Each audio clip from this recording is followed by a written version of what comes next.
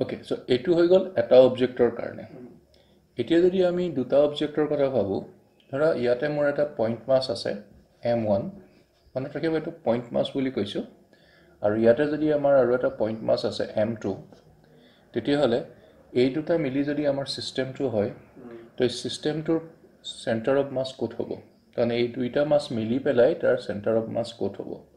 তাত মনত ৰাখিবলগীয়া ফাৰ্স্ট পইণ্টটো হৈছে যে এই দুটা মাছৰ লোকেশন দুটা জয়েন কৰা যেটো স্ট্ৰেইট লাইন হ'ব এই স্ট্ৰেইট লাইনটোৰ কোনবা এটা পজিশনত ইয়াৰ সেন্টাৰ অফ মাছ হ'ব ঠিক আছে সো আমি যদি ধৰি লও তাৰ সেন্টাৰ অফ মাছটো এটো পইণ্টত হ'ব তেতিয়াহ'লে এটো যদি মই নাম দিও এই পইণ্টটোৰ O বুলি আৰু ইয়াৰ পৰা ইয়াৰ ডিসটেন্স যদি x1 বুলি কওঁ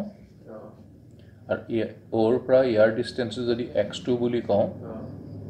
ঠিক আছে তেতিয়াহ'লে আমাৰ এটা ফৰ্মুলা হয় m1 x1 equal to m2 x2 ঠিক আছে সো এই ফৰ্মুলাটো মুখস্থ কৰিব লাগিব যদি আমাৰ দুটা পইণ্ট মাছ আছে দুটা পইণ্ট মাছৰ জয়েন কৰা স্ট্ৰেইট লাইন ডালৰ মাজৰ কোনবা এটা পইণ্টত সেন্টাৰ অফ মাছ আহিব ঠিক আছে আৰু সেন্টাৰ অফ মাছৰ পৰা এটো মাছৰ কাৰণে মাছৰ ডিসটেন্স যদি x1 হয় আৰু সেন্টাৰ অফ মাছৰ পৰা এটো মাছৰ এটো যদি x2 বুলি আমি কওঁ তেতিয়ালে আমি এই ৰিলেশনটো পাম তো এটো ৰিলেশন আমি এনেকেও লিখিব পাৰো সে m1 by m2 is equal to x2 by x1 ঠিক আছে তো এটো ক্ষেত্ৰত যদি m2 to m1 তকৈ গ্ৰেটাৰ হয় ফাৰ্স্ট কথা হল দুইটা যদি সমান সমান হয় মাছ দুটা সমান সমান হলে ইহঁতৰ ৰেশিও কিমান হ'ব 1 গতিকে x2 by x1 ৰ ৰেশিও কিমান হ'ব 1 তাৰ মানে x2 will be equal to x1 তাৰ মানে এটা সেন্টাৰ অফ মাছ ক'ত হ'ব এক্স্যাক্টলি সেন্টাৰত হ'ব ৰাইট কিন্তু যদি আমি কওঁ যে m1 is greater than m2 এটো সিচুৱেচনত কি হ'ব এটোৰ ভ্যালুটো 1 তকৈ গ্ৰেটাৰ হ'ব m1 divided by m2 গতিকে এটোৰ ভ্যালুটো 1 তকৈ গ্ৰেটাৰ হ'ব লাগিব তাৰ মানে এটো সিচুৱেচনত কি হ'ব x2 will be greater than x1 তাৰ মানে আমি কি বুজিলো x1 to smaller than x2 তাৰ মানে সেন্টাৰ অফ মাছ আৰু m1 ৰ মাজৰ ডিসটেন্সটো ইয়াতকৈ কম হ'ব তাৰ মানে g2 হেভিয়াৰ বডি সেন্টাৰ অফ মাছটো হেতুৰ ফাললৈ থাকিব মিড পইণ্টতকৈ হেতুৰ ফালে থাকিব এটো এটা নেক্সট মনত ৰাখিবলগীয়া কথা আমাৰ বহুত কামত হি আহি যায় কিছুমান প্ৰবলেম সলভ কৰিবৰ কাৰণে আমাৰ সুবিধা হৈ যায় মাৰটা বেসিক্যালি মনত আইডিয়া এটা আহি যায় যে কোন ফালে নো যাব সেন্টাৰত হ'ব নে ইফালে হ'ব নে সিফালে হ'ব ক্লিয়াৰ ওকে এতিয়া যদি আমাৰ দুটা অবজেক্ট নহয় পেলে তিনটা অবজেক্ট হয় তিনটা মানে পইণ্ট মাছ হয় m1 m2 m3 আৰু তিনিওটা যদি এটা স্ট্ৰেইট লাইনত থাকে তেতিয়াহ'লে আমি obviously সেন্টাৰ অফ মাছটো আকৌ এই স্ট্ৰেইট লাইন ডালৰ কোনবা এটা পজিশনত থাকিব তেতিয়া আমি তাৰ এটা ৰিলেশন পাম okay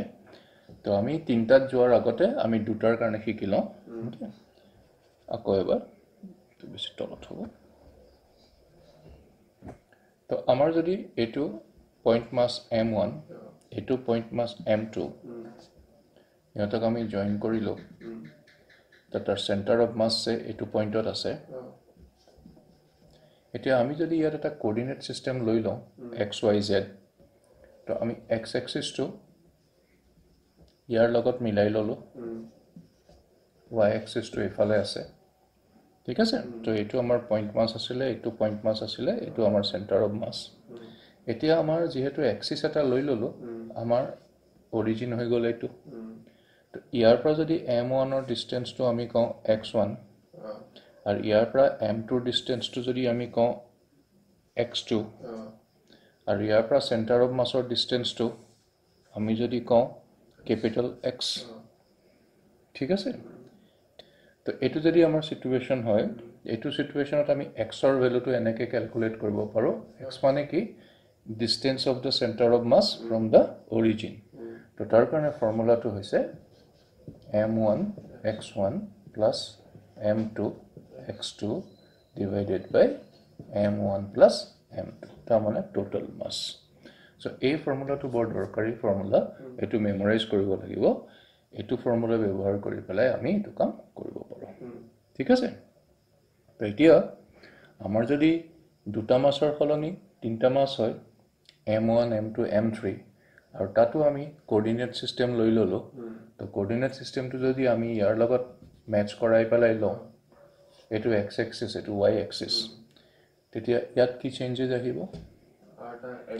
m1 x1 plus m2 x2 plus m3 x3 divided by m1 plus m2 plus m3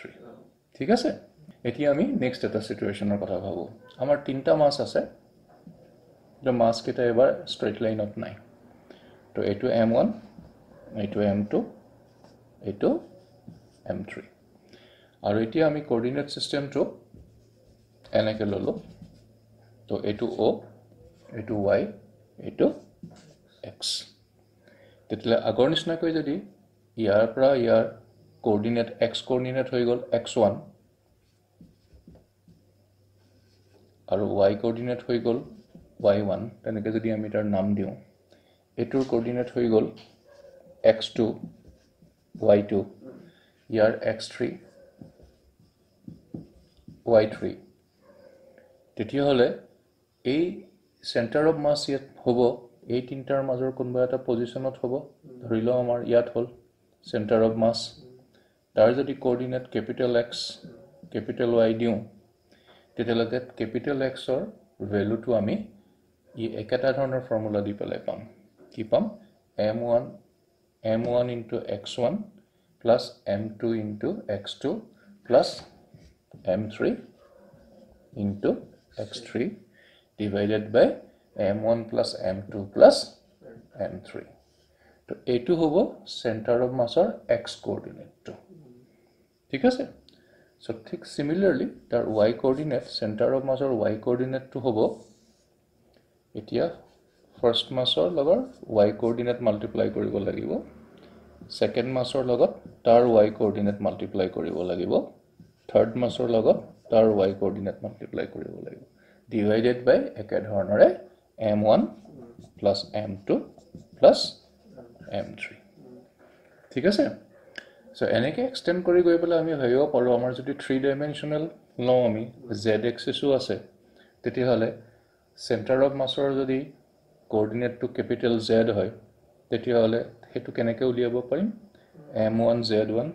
m2 z2 m3 plus m3 z3 divided by m1 plus m2 plus m3 ঠিক আছে সো এইটো আমি এনেকৈ calculate কৰি উলিয়াব পাৰো হৈছে okay